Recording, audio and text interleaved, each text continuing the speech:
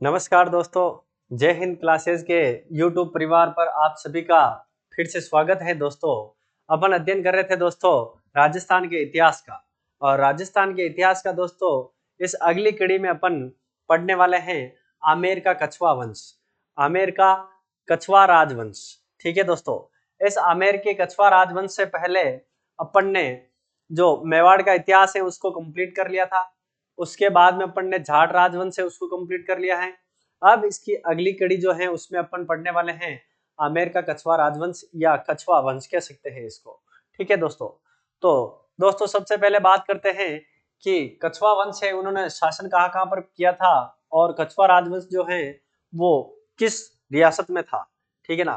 तो दोस्तों ये कछवा राजवंश है, ये ढूंढाड़ क्षेत्र में रहने वाला है। कहाँ पर रहने वाला है?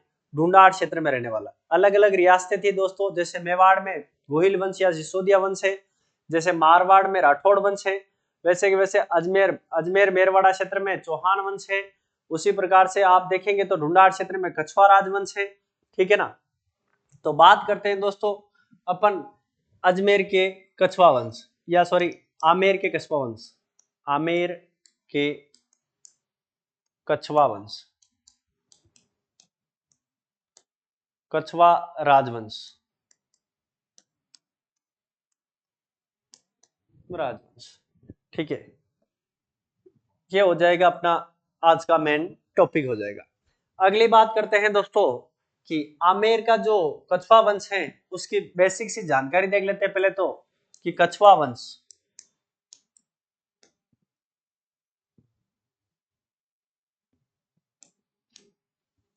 कछवा वंश, ये जो कछवा है या फिर इनको कहते हैं कछावा, कछावा या कछवा जो वंश है, इस वंश की देखिएगा कुल देवी से बात स्टार्ट करते हैं आज के इतिहास में। और आप सब लोग इस क्लास को अधिक से अधिक शेयर कर दीजिएगा। और सबसे पहली बात एक और कहना चाहता हूं आप सभी लोगों को कि आप लोग इसकी जो प्रश्नोत्तरी आएगी सबसे अंत में, उसके लिए आप लगातार सारी की सारी जो क्लासें आएगी उन सभी क्लासों को एक बार अच्छे तरीके से अध्ययन करें और फिर उसके बाद ही उसकी प्रश्नोत्तरी को देखें, तो ही आप लोगों को अच्छा समझ में आएगा और तभी आप उत्तर दे पाएंगे अपने मन में और मनन कर पाएंगे। कछवा वंश है, सबसे पहली बात देखिए कुल देवी, देखिएगा इस कुल देवी से ही यहाँ का मतलब इस वंश की जो नींव है वो देखी जाती है। कुल देवी, कुल देवी कौन है? तो इसकी कुल देवी है जमुवाय माता, जमुवाय माता। अब बात करते हैं भाई जमुवाय माता है उसका मंदिर कहां पर है? तो जमुवाय माता का मंदिर है वो मंदिर है आपका रामगढ़ में। अब सर रामगढ़ है, वो रामगढ़ कहां पर है? तो रामगढ़ की बात करें तो रामगढ़ जयपुर में ही है। और इस रामगढ़ को क्या कहते हैं? ढूंढाड़ का पुष्कर भी कहते हैं। क्या कहते हैं? ढूंढाड़, ढूंढाड़ का पुष्कर, इसको क्या कहते हैं? ढूंढाड़ क्षेत्र का पुष्कर भी कहते हैं दोस्तों। क्या कहते हैं इसको? ढूंढाड़ क्षेत्र का पुष्कर भी कहा जाता है इसको। अब ये जो मंदिर है इस मंदिर का निर्माण कार्य किसने करवाया था? तो इस मंदिर का निर्माण कार्य करवाया था दुल्ले राय या फिर बाद में सॉरी धोला राय। क्या कह सकते हैं उसको? धोला राय। या फिर उसका जो मूल नाम था उस व्यक्ति का जिसका नाम है तेजकरण। क्या नाम है? तेजकरण। ठीक है दोस्तों, तो निर्माण की बात करें तो निर्माण करवाया था धोला राय, धोला राय या फिर इसी का नाम मिल सकता है आपको तेजकरण। ध्यान में रखिएगा दोस्तों, ये तेजकरण जो धोला राय है इन्होंने 1137 में क्या किया था? 1137 में अपनी एक राजधानी बनाई थी दोस्तों। और वो राजधानी बनाई थी, प्रथम राजधानी कछवा वंश की जो प्रथम राजधानी बनती है वो दौसा बनती है। और दौसा बनाने के पीछे का जो कारण रहता है और कछवा वंश की नींव डालते हैं वो व्यक्ति और कोई दूसरे नहीं थे, वो व्यक्ति थे धोला राय। और धोला राय ने ही क्या है अपनी कुल देवी है उस कुल देवी का मंदिर बनवाया था रामगढ़ में। और रामगढ़ को ही क्या कहा जाता है? ढूंढाड़ का पुष्कर कहा जाता है, क्योंकि यहाँ पर ब्रह्मा जी की मूर्ति है।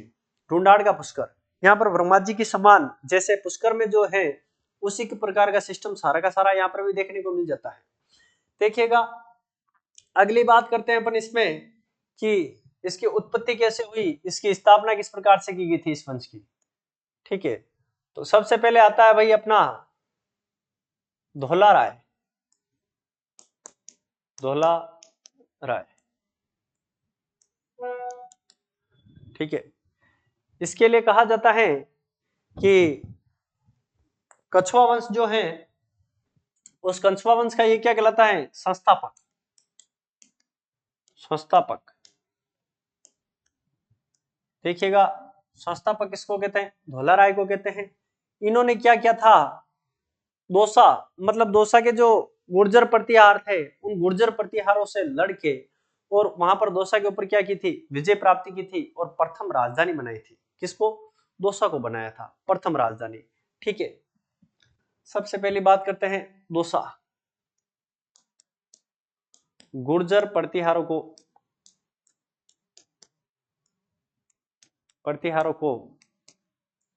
हराकर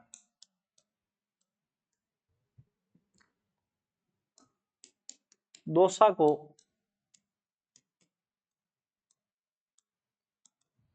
प्रथम राजधानी बनाया। राजधानी बनाया था, ठीक है। हाँ, देखिएगा आप लोग साथ का साथ इसी को कि दोसा को राजधानी बनाया था, दोसा को राजधानी, प्रथम राजधानी बनाया था। इसके बाद में और दूसरी राजधानी बनाई थी, वो राजधानी रामगढ़ को बना दी जाती है। किसको बना दी जाती है? रामगढ़ को बना दी जाती है। इस बात का ध्यान रखिएगा आप लोग कि जब रामगढ़ को राजधानी बनाई जाती है तो डुंडाड़ का जो पुष्कर है, इसको बनाने का कारण क्या था?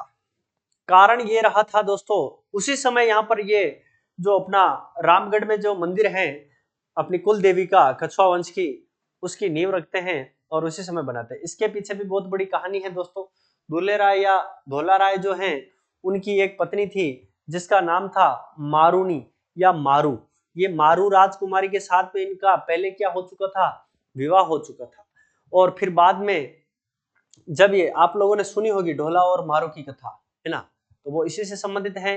और आगे चलकर क्या होता है कि ये जो धोला राय हैं, ये अपनी इस पत्नी से मतलब एक बार ढूंढाड़ मतलब रामगढ़ गए हुए थे और वहां पर इनकी पुत्री जो है वो भी इनके साथ में थी, जिसका नाम क्या था?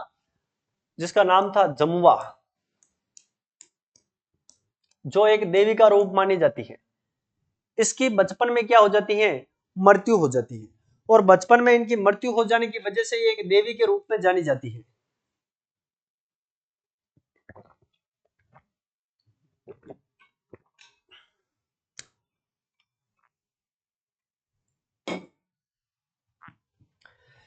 जमवा है, ये जमवा जो है ये एक देवी के रूप में जानी जाती है। अब देवी के रूप में जानी जा रही, क्यों जानी जा रही? क्योंकि इनकी मृत्यु हो चुकी थी। इस वजह से इन्होंने अपनी कुल देवी माना था इसको और एक शक्ति के रूप में निकली थी ये इनकी लड़की थी। और प्रथम राजधानी इन्होंने क्या बनाई थी? दोसा बनाई थी। अब देखिएगा दूसरी राजधानी, दूसरी राजधानी बनती है, दूसरी राजधानी, दूसरी राजधानी बनती है रामगढ़। किसको बनाते हैं? रामगढ़ को। रामगढ़ को कैसे बनाया था? एक नाम आता है माची, माची के मीणा, मीणा को हराकर, माची के मीणा को हराकर राजधानी बनाया। ठीक है, और आगे वापस जब ये मीणा है जो बार बार आक्रमण करते थे, आगे वापस जब ये मीणाओं ने आक्रमण किया था धोला राय के ऊपर या रामगढ़ में, तो एक समय ऐसा आता है कि रामगढ़ में धोला राय की क्या हो जाती है? मृत्यु हो जाती है। मृत्यु हो जाती है तो इनकी जो पत्नी थी मारूनी, उस मारूनी पत्नी उस समय गर्भावस्था में थी। तो इनके मृत्यु हो जाने के बाद में 1 या 2 माह के बाद में इनकी पत्नी से एक पुत्र प्राप्त होता है जिसका नाम होता है कोकिल देव। क्या नाम होता है? कोकिल देव। अब देखिएगा आप लोग, कोकिल जो देव हैं वो अपने अगले राजा बनेंगे, ठीक है ना। क्या बनेंगे? अगले राजा बनते हैं। अगले राजा कोकिल देव बनते हैं और बनने के बाद में उन्होंने क्या किया? आमेर को राजधानी बनाया था। लगभग 1207 ईस्वी के समथिंग समथिंग इन्होंने आमेर को क्या बनाया था? तीसरी राजधानी बनाया था कछुआ राजवंश की। और कछवा राजवंश की राजधानी बनने के बाद में कोकिल देव है, कोकिल देव के जस्ट नीचे जो शासक आएंगे वो शासक आएंगे पृथ्वी सिंह, ठीक है, या फिर इनको कह सकते हैं पृथ्वीराज कछवा, और वो भी प्रथम। अब देखिएगा पृथ्वीराज कछवा वही पृथ्वीराज कछवा जो राणा सांगा का साथ देते हैं कहां पर, खानवा के युद्ध में 1527 में। और 1527 में पाती पर्वन की प्रथा के आधार पर ये युद्ध में भाग लेने के लिए जाते हैं और 1527 में खानवा के युद्ध में शहीद हो जाते हैं। इसके बाद में जो पृथ्वीराज कछवा है उनके जो पुत्र आते हैं जिनका नाम है भारमल, ठीक है ना। पृथ्वीराज कछवा ने कुछ काम ऐसे किए थे, पृथ्वीराज कछवा के 12 पुत्र थे। कितने पुत्र थे? 12 पुत्र। 12 पुत्र होने की वजह से उन्होंने सामंती व्यवस्था लागू की थी। सामंती व्यवस्था या फिर उसको कह सकते हैं 12 कोटड़ी व्यवस्था। 12 कोटड़ी व्यवस्था ऐसी व्यवस्था जिसमें अपने पुत्रों को अलग अलग भागों का राज्य प्रदान कर दिया जाएगा, किसी भी प्रकार की कोई तनावपूर्ण स्थितियां आगे अपने राज्य में पैदा नहीं होगी। अपना अपना राज्य देखो और अपने अपनी व्यवस्था संभालो। ऐसा काम किसने किया था? तो पृथ्वीराज कछवा ने किया था, ठीक है। इसके बाद में देखिएगा राजधानी बनाया था। हाँ, इसके बाद का जो मैंने अभी बताया आप लोगों को उसी को अपन एक क्रमबद्ध रूप से देखते हैं आगे। देखिएगा इसकी जो मृत्यु होती है दुले राय की, दुले राय के ऊपर क्या होता है? मीणा का आक्रमण। मीणा का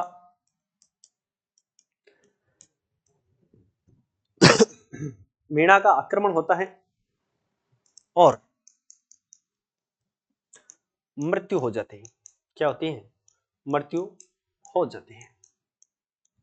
इसके बाद में देखिएगा बीच में और शासक तो मतलब कोकिल देव के बाद में और भी शासक आएंगे, लेकिन उन्हीं शासकों को पढ़ेंगे जो शासक एग्जाम की दृष्टि से अपने लिए महत्वपूर्ण है, ठीक है ना। बाकी फोगट की रामायण आप लोग यूट्यूब पे सर्च करके देखिएगा, बहुत सारे रामायण गा रखी है बहुत सारे लोगों ने, इसमें कोई दिक्कत वाली बात नहीं। बहुत सारे लोग, सभी टीचर अच्छा पढ़ाते हैं, किसी की बुराई नहीं करूंगा, लेकिन जो जानकारी वास्तविकता में जो परीक्षा की दृष्टि से महत्वपूर्ण है उसी को अगर देखनी है तो आप लोग जय हिंद क्लासेस के इस प्लेटफॉर्म पर बने रहना।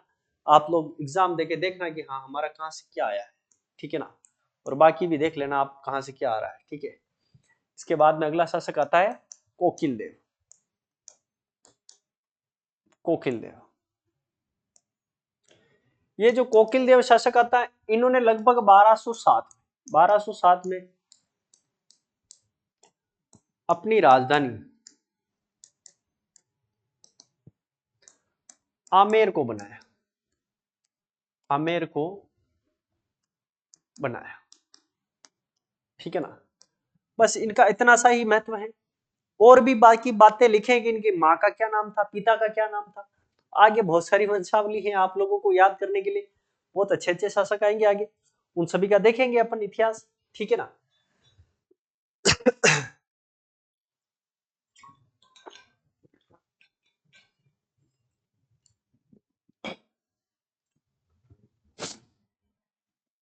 इसके बाद में देखिएगा अगला जो शासक आता है वो आता है पृथ्वीराज कछवा। पृथ्वीराज कछवा, ठीक है ना। देखिएगा हर रियासत में पृथ्वीराज नाम का राजा मिलेगा आप लोगों को, हर जगह पर। आप चौहान वंश को उठा के देख लीजिए, पृथ्वीराज चौहान है। आप सिसोदिया में देख लीजिए, ठीक है ना। आप उधर गुर्जर प्रतिहारों में देख लीजिए, हर जगह पर पृथ्वीराज के नाम का मिलेगा। पृथ्वीराज कोई छोटा मोटा नाम नहीं था, ठीक है ना। पृथ्वीराज कछवा, पृथ्वीराज कछवा ये पाती पर्वन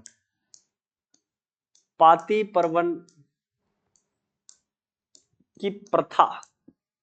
अब आप लोगों से प्रश्न पूछा जाएगा कि पाती पर्वन प्रथा किसने चलाई थी, तो राणा सांगा ने चलाई थी, मेवाड़ के शासक थे, अपन पढ़ चुके हैं। पाती पर्वन की प्रथा के तहत खानवा के युद्ध में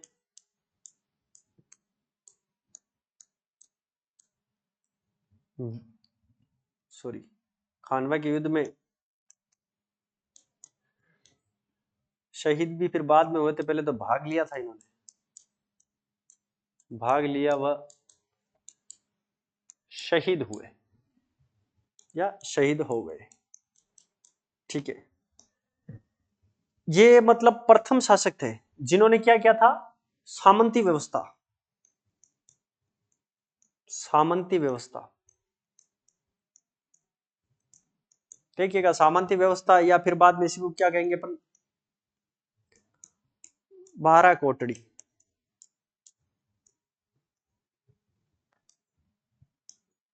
सामंती व्यवस्था लागू की थी, ठीक है ना। सामंती व्यवस्था लागू की थी। सामंती व्यवस्था 12 कोटड़ी का अर्थ क्या है, तो इसका सीधा सा अर्थ है पृथ्वीराज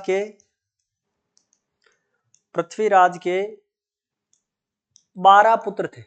कितने पुत्र थे, 12 पुत्र थे।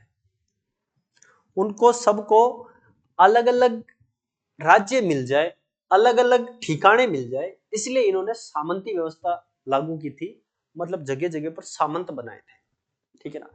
तो ऐसी व्यवस्था लागू करने वाले भी राजपूताना में प्रथम व्यक्ति थे, ठीक है ना। इसके बाद में देखिएगा पृथ्वीराज कछवा के बाद में अगले जो शासक आते हैं अपने, वो शासक थे भारमल।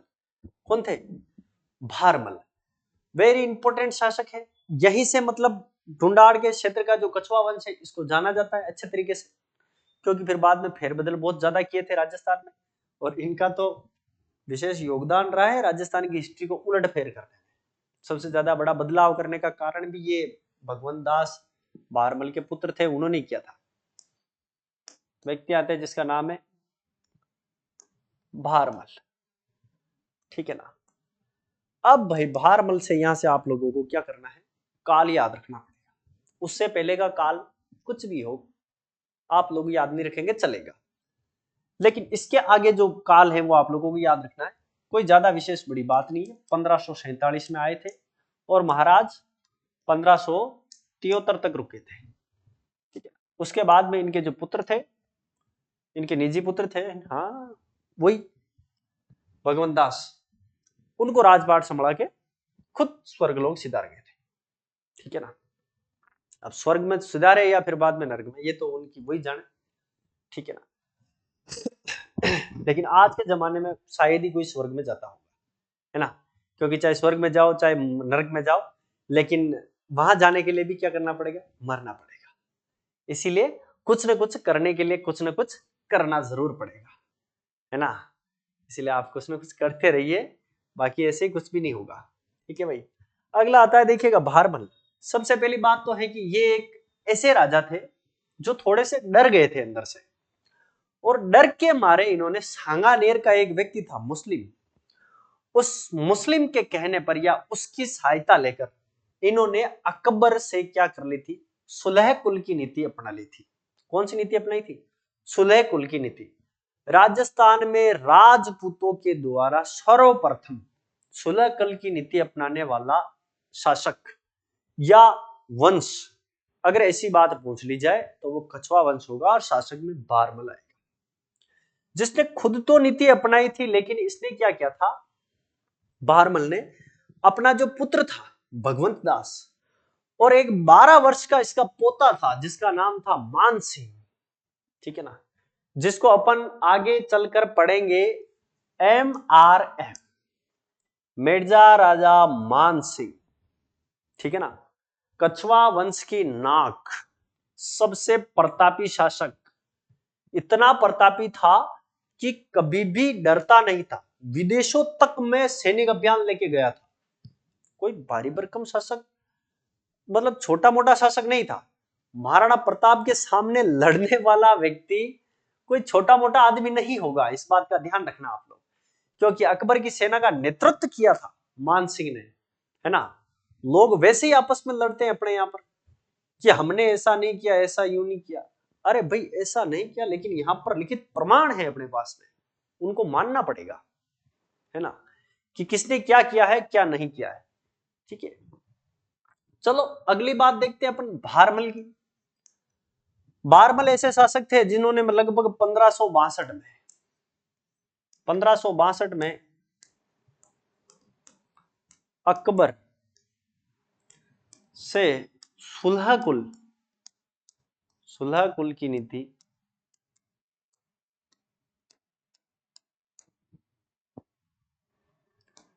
के तहत अधीनता स्वीकारित की थी, अधीनता स्वीकारी, और साथ का साथ ये काम भी इन्होंने कर दिया। अपने पुत्र भगवंत दास, भगवान दास जी आ गए। अब भगवंत दास व पौत्र, उस समय मिर्जा राजा मान सिंह मात्र केवल और केवल 12 वर्ष के थे, पौत्र को अकबर के दरबार में नियुक्त किया, नियुक्त किया। ठीक है। 1562 के समथिंग की बता रहा हूं मैं। इससे पहले भी देखो, सुलह कुल की कोई फिक्स डेट नहीं थी, परमानेंटली ठप्पा लग चुका था 1562 में, क्योंकि इनकी एक पुत्री भी थी जिसका ये विवाह करवा देंगे। किसके साथ में? अकबर के साथ में। जिसको मतलब कुछ इतिहासकार या कुछ किताबें वाले हैं जो उनको ये छापते कि जोधाबाई, लेकिन जोधाबाई उनका कोई नाम नहीं था। जोधाबाई के नाम से कोई भी महिला आपको नहीं मिलेगी राजस्थान में, बिल्कुल नहीं मिलेगी। ठीक है। जोधा एक वो था, अपना शासक था मारवाड़ का। ठीक है ना, राव जोधा वो अलग है। ठीक है। बाकी ये टीवी सीरियल वाले मतलब जोधा अकबर ये वाले चिल्लाते रहते हैं। ठीक है ना, तो सीरियल के भरोसे ना रहे, एकदम फैक्ट पढ़े, फिर बाद में ही उसका ठोस सबूत पढ़े, फिर बाद में करे कुछ भी बात करे, है ना, ऐसे ही ना करे। जोधा नाम से कोई नहीं था। ठीक है ना। अब देखिएगा, इनकी जो पुत्री थी, उस पुत्री का क्या नाम था? हरकाबाई। हरकाबाई का दूसरा नाम क्या था? मानमती। बहुत सारे लोग इनकी जो पोत्री है, कौन है? पोत्री। उस पोत्री का नाम याद दिलाते और कहते हैं कि ये मानमती इनकी पोत्री थी, लेकिन मानमती का पोत्री है, पोत्री का नाम था मनभावंती। मनभावंती। पोत्री का क्या नाम था? मनभावंती। अलग रखना रे, कहीं यहां इसमें ऐड ना कर लो आप लोग। हरकाबाई, या फिर इनको क्या कहते हैं? मानमती। अब भाई मानमती जो है, उस मानमती या हरकाबाई का विवाह किसके साथ कर दिया था इन्होंने? 1562 में विवाह कर दिया अकबर के साथ, अकबर के साथ। ठीक है। और अकबर के साथ इनका क्या कर दिया था? विवाह कर दिया था, और इनसे एक पुत्र प्राप्त होता है उनको। ठीक है। जो अकबर का वारिस बनता आगे जाके। तो अब तो सारे के सारे जो मुगल हैं, ये सॉरी मुगल क्या, जो हाँ मुगल हैं, जितने भी अकबर वगैरह, ये सब के सब राजपूत हो गए, या फिर अपने राजस्थान के हो गए। क्योंकि भैया अपनी जो बहन बेटी ब्याही हुई है, उससे क्या हो रहा है? पुत्र बन रहे हैं, वो वापस आगे चलकर क्या हो रहा है? राजा बन रहे, बादशाह बन रहे, है ना। ऐसा नहीं किया था। इनका नाम हरकाबाई या मानमती था, लेकिन इनके वहां पर विवाह होने के बाद में इनका नाम चेंज कर दिया गया। जामिनी, ऐसे क्या क्या पता नहीं कौन कौन से उर्दू के नाम से पुकारा जाने लगा इनको, और इनका विवाह वहां पर तय कर दिया था। ठीक है। अब ये विवाह करने के बाद में अकबर और भारमल दोनों मतलब सुलह कुल की नीति के अनुसार बंधे हुए थे। इसके बाद की बात करें तो 1573 में लगभग जो मतलब भारमल की क्या हुई थी? स्थिति खराब हुई थी, शारीरिक स्थिति। ठीक है ना। और उसके बाद कौन आया था? इसका पुत्र भगवंत दास 1574 में। 1574 में कौन राजा बनेगा? भगवंत दास बनेगा। उसको भी देख लेते हैं भाई। अगले जो शासक आते हैं उनका नाम है अपना भगवंत दास। हाँ, एक चीज और रह गई यहां पर, उसको फिर से रिपीट कर देता हूं, या लिख लो आप लोग, कहीं पर भी लिख लो इसको बढ़िया जमा के। देखो यहां से बना रहा हूं एक एरो। हाँ, 1570 में नागौर दरबार लगाया था, नागौर दरबार। इन महाराज की सहायता से ही लगा था। इनकी सहायता से। मतलब भारमल अगर सुविधा नहीं करता तो नागौर दरबार भी नहीं लगता अकबर से। और जो शिष्टमंडल भेजे थे अकबर ने, उन अकबर के शिष्टमंडलों में शामिल था भारमल। आप लोगों को प्रश्नोत्तरी में पढ़ाया हुआ है, आप लोगों को मेवाड़ के इतिहास में पढ़ा रखा है मैंने, ठीक है ना। फिर यहां पर और देखने को मिल रहा है।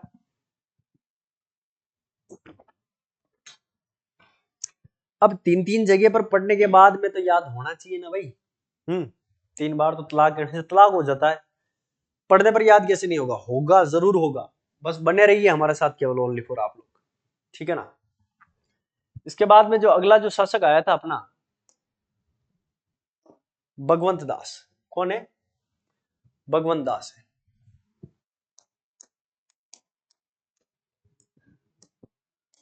और ये जो शासक बनते हैं 1574 से 1589 तक, ठीक है। यहां तक इनका शासनकाल।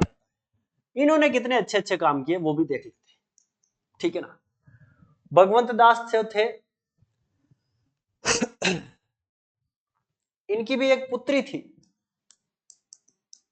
ठीक है ना। और पुत्री है, पुत्री का नाम क्या है? मानबाई। क्या नाम है? मानबाई, या फिर इसी को क्या कहते हैं? मन भावंती। मन भावंती, ठीक है। और मन भावंती का जो विवाह हुआ था, वो विवाह किसके साथ हुआ था? अकबर के पुत्र, अकबर के पुत्र। और अकबर का पुत्र कौन है भाई? जहांगीर, ठीक है ना। इसके साथ क्या हो जाते हैं? इनके फेरे हो जाते हैं, ठीक है ना। मानबाई संग जहांगीर, ऐसे इनके फेरे हो गए। और ये जो शादी हो रही है, वो शादी कहां पर हो रही है? ये लाहौर में चल रही है भाई। सबको जीमने आना है लाहौर है। अभी थोड़े दिन पहले ही वापस आना वाना दिया था। हाँ, लाहौर वालों को पता ही होगा आप लोग को। तो लाहौर में इनकी क्या हो जाती? शादी हो जाती है। और शादी होने के बाद में देखिएगा, भगवंत दास जो है, भगवंत दास शिष्टमंडल में आया था किसको समझाने के लिए? महाराणा प्रताप को। है, आया था क्या? बिल्कुल आया था। हल्दीघाटी के युद्ध में था, बिल्कुल था सर। 1574 1576 में युद्ध हुआ था, महाराणा प्रताप के समय में था, ठीक है। अब इनके जो पुत्र थे, उनका पुत्र का नाम था मान सिंह।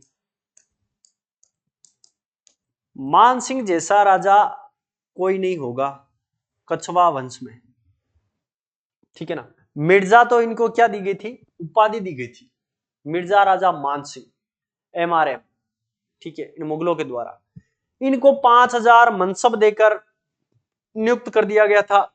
कहां पर? अकबर के दरबार में। मतलब एक विवशतापूर्ण काम किया गया था, इनकी मतलब मनमर्जी के खिलाफ। क्योंकि मान सिंह जो है, वो मान सिंह आगे जाते हैं कहां पर? जब ये सैनिक अभियान इतने लेकर जाते थे, राजस्थान के पहले नंबर के राजा होंगे जो सैनिक अभियान लेकर गए होंगे इतने बार। और जब ये एक बार बांग्लादेश गए थे, बंगाल, हाँ बंगाल, ढाका, ढाका है बांग्लादेश का ढाका, हाँ, राजधानी क्षेत्र में गए थे वहां की। और वहां जाने के बाद में वहां पर एक व्यक्ति था जिसका नाम था केदार कायत।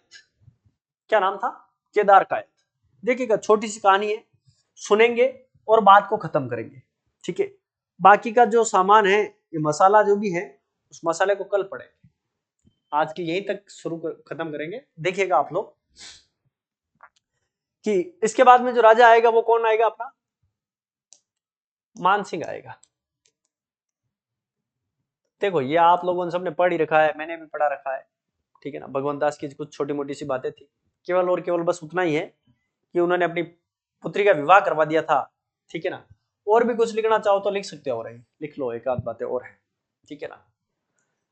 जब देखो 1604 में 1604 में मानबाई के पुत्र खुर्रम, क्या नाम था? खुर्रम, ठीक है ना। मानबाई के पुत्र खुर्रम का विद्रोह बढ़ गया था। किसके समय विद्रोह? किससे? जहांगीर से। अब जहांगीर से विद्रोह बढ़ गया तो इसका खुर्रम का साथ किसने दिया? खुर्रम का साथ, खुर्रम का साथ दिया था मान सिंह ने। इसके मामा थे जिन्होंने भी इसका साथ दिया कि हाँ विद्रोह कर, ठीक है। प्लस सिखों के पांचवें गुरु, सिखों के पांचवें गुरु अर्जुन देव, अर्जुन देव ने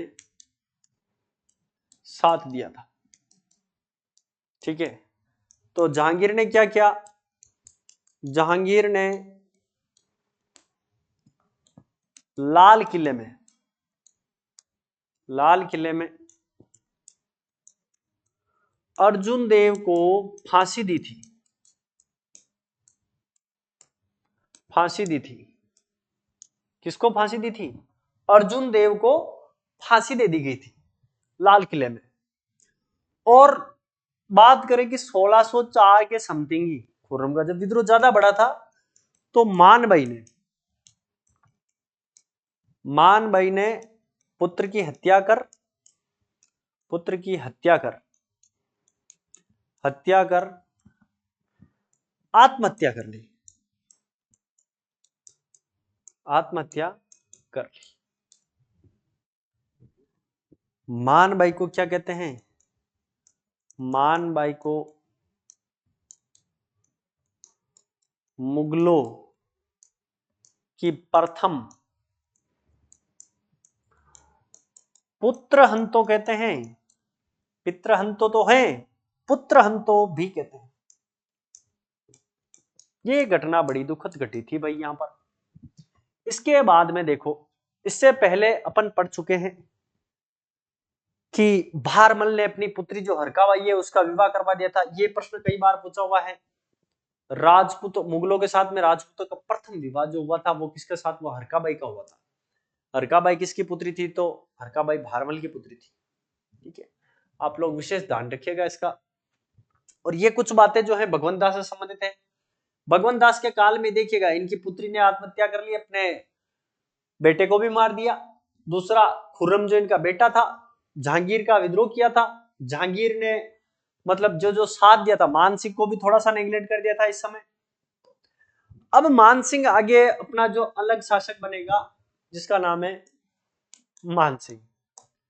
मान सिंह को 5000 मनसब देके रख रखा है, लेकिन मान सिंह मानने वाला नहीं। इसको भेजा था बंगाल एक बार सैनिक अभियान लेकर। और सैनिक अभियान लेकर जब मान सिंह जी है जो जाते हैं कहां पर? बंगाल में जाते हैं। और बंगाल में वहां की राजधानी क्षेत्र है ढाका। और ढाका का एक शासक था जिसका नाम था केदार कायत। क्या नाम था? देखिएगा, ये जैसे ढूंढाड़ है, ये आपका बंगाल है, ये आपका क्या है? ढूंढाड़ है। ढूंढाड़, यहां से कौन आ रहा है? MRM। यहां का शासक कौन है? केदार कायत। इस केदार कायत की एक पुत्री थी, ठीक है ना। और इस केदार कायत के पास में एक देवी थी जिस देवी का नाम था शीला देवी। शीला देवी, इस शीला देवी जो है इसकी मूर्ति थी काले पत्थर पर, अष्टभुज। भुजा कितनी है? 8 भुजा। अपने राजस्थान वाले RPSC वाले छोड़ते ही नहीं शीला देवी को। 8 भुजा थी कि ये तो बाहर की है, इसको तो पूछना ही पड़ेगा, ऐसा करके छोड़ते ही नहीं है भाई। हर एक एग्जाम में पूछ लेते हैं। अष्टभुज प्रतिमा काले पत्थर पर निर्मित, ठीक है ना, जलेब चौक में स्थापित आमेर दुर्ग। वाह क्या बात है ना। ऐसी ऐसी घटना हुई थी।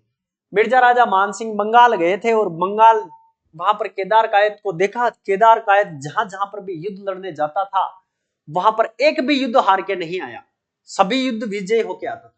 बस शर्त यह थी कि केवल और केवल शीला देवी के धोख लग के जाना था कि विजय भव, बस हो गया काम। सामने वाला कितना ही बड़ा सुरमा हो, तोड़ फोड़ कर देता, आदमी जीत गया। मिर्जा राजा मान सिंह ने सोचा, रहे यार यहां तो आए इतनी दूर, तो देवी साथ ले चला तो बटे ही दिया धोग और बटो चाल लगा। ऐसा सोच लिया किसने? मिर्जा राजा मान सिंह ने। और कहा यार लेकिन लेवे तो लेवे किससे इसको? अगर कह दे कि ये देवी मैं लेके जा रहा हूं तो ये देवी की धोख लग के अपने ऊपर आक्रमण कर देगा। इसलिए सोचा इसकी कोई बालिका वालिका है क्या, पता करो। बालिका वालिका पता करवाया, इंस्टाग्राम आईडी ढूंढी और इंस्टाग्राम पे फ्रेंड रिक्वेस्ट भेजी थी, I am coming to Rajasthan, you will come in Rajasthan. ऐसा फ्रेंड रिक्वेस्ट में एक बाद मैसेज डाला, स्टोरी लाइक की, इमोजी इमोजी भेजे, बातें चलने लग गई। केदार गायत की बेटी थी जो थोड़ी सी बोली टाली थी, उसने डायरेक्ट सीधा जाके पापा को बोला, पापा मेरे को बस यही चाहिए और कोई चाहिए नहीं। कहा बेटी सोच ले, राजपूत है। अरे पापा कुछ भी हो बस चाहिए यही। और सीधा सा मतलब केदार गायत को बोल दिया। और केदार गायत ने इससे पूछ लिया मिर्जा राजा मान सिंह से कि आप यहाँ पर सैनिक अभियान लेकर आए हैं, क्या मेरी बेटी से आप विवाह करेंगे? तो इसने कहा बिल्कुल करेंगे, क्यों नहीं करेंगे। एक दिन आपकी दो होती तो दोनों से कर लेते, ताकि लड़ाई ना हो पीछे। हमें तो केवल देवी चाहिए, बेटी किसको चाहिए? हमें तो देवी के लिए कर रहे हम तो शादी, जो जगदम्बा कहे वैसा। ठीक है, ऐसे करके भाई इसने मिर्जा राजा मान सिंह ने उसकी पुत्री से विवाह कर लिया और कहा कि राजा तू मांग, दहेज में जो मांगना चाहे जो मांग। केदार का अगर सिर भी मांगेगा तो मैं तेरे को काट के दूंगा, ये मेरा वचन है। कहा आपका सिर नहीं चाहिए, बस आप चाहिए तो आपकी क्या चाहिए? ये जो देवी है महाराज, ये देवी मेरे को देनी पड़ेगी। मांग ली तो मांग ली। केदार गायत ने कहा ठीक है, अब युद्ध लड़के भी वैसे क्या करूंगा, ले जा। उस समय मिर्जा राजा मान सिंह जो शीला देवी की मूर्ति को लेकर आ जाते कहां पर? जयपुर में। और जयपुर में आप लोगों ने देखा होगा, देखिएगा इस प्रकार का एक चौक बना हुआ है, ये आपका प्रवेश द्वार है जयपुर का, ठीक है ना। ये आपका प्रवेश द्वार है जयपुर दुर्ग का, आमेर का। और आमेर का प्रवेश द्वार और जो सेकंड द्वार आता है गणेश पोल, इन दोनों के बीच में क्या है? एक चौक छूटा हुआ है। हाँ, यहां पर इस चौक में इस मूर्ति को क्या किया है? विराजमान किया है। और हाथ कितने हैं भैया? 8 हाथ वाली देवी कौन सी है? तो शीला देवी है। शीला देवी का मंदिर कहां पर है? तो जलेब चौक में है। जलेब चौक कहां पर है? तो जलेब चौक आमेर के किले में है। आमेर के किले में जो प्रथम गेट और द्वितीय गेट के बीच में जो चौक छूटा हुआ है, उस चौक का क्या नाम है? ये जलेब चौक है। क्या नाम है इसका? जलेब चौक। तो आशा करता हूं आप लोगों को कि ये कहानी आप लोगों को बिल्कुल समझ में आई होगी। अब इतना साहसी व्यक्ति और उसको कोई ऑर्डर देवे, मिर्जा राजा मान सिंह को कोई ऑर्डर देवे कि तू ये काम कर, इसलिए दिमाग कितना कितना बुद्धिमान व्यक्ति होगा उस समय का, जो कि मतलब कि भाई अपने को केवल एक बार धोख लग के युद्ध नहीं लड़ना है, देवी को ही साथ ले लो ताकि बार बार लगेंगे धोख और लड़ेंगे पूरे राजस्थान में युद्ध। ठीक है ना।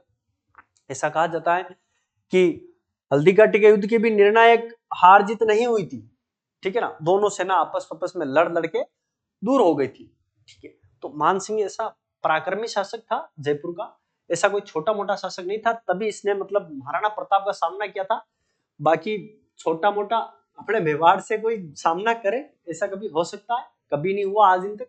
ठीक है, तो यहीं तक रखते हैं दोस्तों इस क्लास को। और आज आप लोगों को आशा करता हूं कि यहां तक आप लोगों को समझ में जरूर आया होगा। देखो फिर से एक बार बता देता हूं, आमेर के कछवा राजवंश को स्टार्ट किया अपन ने आज। आप लोग बिल्कुल एक टू 1 बाय 1 क्लास देखते जाए तो आप लोगों को इतिहास बिल्कुल एक कहानी के तौर पर याद हो जाएगा एंड में। ठीक है, कछवा वंश, सबसे पहली बात कुलदेवी कौन सी है? कुलदेवी जुम्बाई माता। जुम्बाई माता किसकी पुत्री थी? दौला राय की थी। इसने ही क्या बनवाया? मंदिर बनवाया। कहां बनवाया? रामगढ़ में बनवाया। रामगढ़ कहां पर है? जयपुर में है, जिसको क्या कहते हैं? ढूंढाड़ का पुष्कर कहते हैं। ये अपना एक्स्ट्रा जानकारी हो गई। और साथ में धौला राय संस्थापक है किसका? कछवाहा राजवंश का। कछवाहा राजवंश पढ़ रहे हैं, ठीक है। गुर्जर प्रतिहारों को हराकर दौसा को इसने क्या बनाया? प्रथम राजधानी बनाया था। द्वितीय राजधानी किसको बनाया? रामगढ़ को बनाया था। तृतीय राजधानी इसके मरने के बाद में इसके जो पुत्र थे कोकिल देव, उन्होंने क्या बनाई थी? 1207 की संधि में अपनी राजधानी आमेर को बनाया था। पृथ्वीराज कछवाहा, इनका जो पुत्र था वापिस पाती परवन की प्रथा के तहत खानवा के युद्ध में शहीद हो गया था और सामंती व्यवस्था शुरू की थी। 12 कोटड़ी, ये इंपॉर्टेंट है, आप लोग इसको जरूर ध्यान में रखिएगा, ठीक है ना। अगली बात करते हैं, तो अगली कड़ी में देखिए इसके बाद में आता है भारमल। भारमल 1547 से 1573 तक रहा था, जयपुर का कछवाहा, ठीक है। और भारमल है 1562 में अकबर से सुलह कुल की नीति अपना ली थी। अपने पुत्र भगवंत दास और अपने जो पोता था जिसका नाम था मिर्जा मान सिंह, पौत्र लिखा है केवल मैंने यहाँ पर, मान सिंह और साथ में ऐड कर रहा। इसकी पुत्री थी जिसका नाम था हरकाबाई या मानमती कहते हैं उसको, और उसका मतलब अकबर के साथ में क्या किया था? विवाह कर दिया था। और इस भारमल के सहयोग से 1570 में क्या लगा था? नागौर दरबार लगा था। इसके बाद की जो बात आती थी वो है भगवंत दास की। देखो भगवंत दास है 1574 1579 तक, ठीक है ना। और पुत्री कौन थी इसकी? मानबाई थी, या फिर इसको क्या कहते हैं? मन भावंती कहते हैं। और मान सिंह इनका क्या था? पुत्र था। और अकबर के पुत्र जहांगीर के साथ में इनकी क्या हुई थी? शादी हुई थी। इसके बाद में देखो 1604 में मानबाई के पुत्र खुर्रम का विद्रोह हो गया था, किसके प्रति? जहांगीर के विरोध में। जब खुर्रम ने विद्रोह किया था जहांगीर का, तो साथ दिया था इसके मामा ने और एक दिया था अर्जुन देव ने। अर्जुन देव को लाल किले में क्या दे दी थी? फांसी दे दी थी। और जहांगीर ने फिर बाद में मानबाई ने अपने खुद भी आत्महत्या कर ली और अपने पुत्र की भी मृत्यु कर दी थी। इसलिए मानबाई को क्या कहते हैं? पुत्र हंतो कहते हैं। पहली मुगलों की पहली पुत्र हंतो भी इसी को कहते हैं। इसके बाद में केवल एक बात देखी थी अपन ने मान सिंह की, ओनली फॉर पहली बात, कि शीला देवी का जो मंदिर का निर्माण और शीला देवी की जो मूर्ति स्थापित है जलेब चौक में, और जलेब चौक कहां पर है? तो आमेर दुर्ग में है। और जलेब चौक में जो मूर्ति है वो कहां से लाई गई है? तो उसकी जो कहानी थी अपनी ढाका वाली, और जो मिर्जा राजा मान सिंह सैनिक अभियान लेके गए थे, तो इसकी अपन ने एक कहानी देखी है। इसको विधिवत रूप से अपन मान सिंह को अगली क्लास में पढ़ेंगे, क्योंकि मान सिंह के कार्य केवल एक क्लास में समायोजित किए जाए इतने कम कार्य नहीं है, बहुत सारे कार्य हैं। तो अगली नेक्स्ट क्लास जो होगी वो मान सिंह की होगी। तब तक के लिए आप लोग सभी लोग बने रहिए, स्वस्थ रहिए और मस्त रहिए, ठीक है दोस्तों। जय हिंद, जय भारत।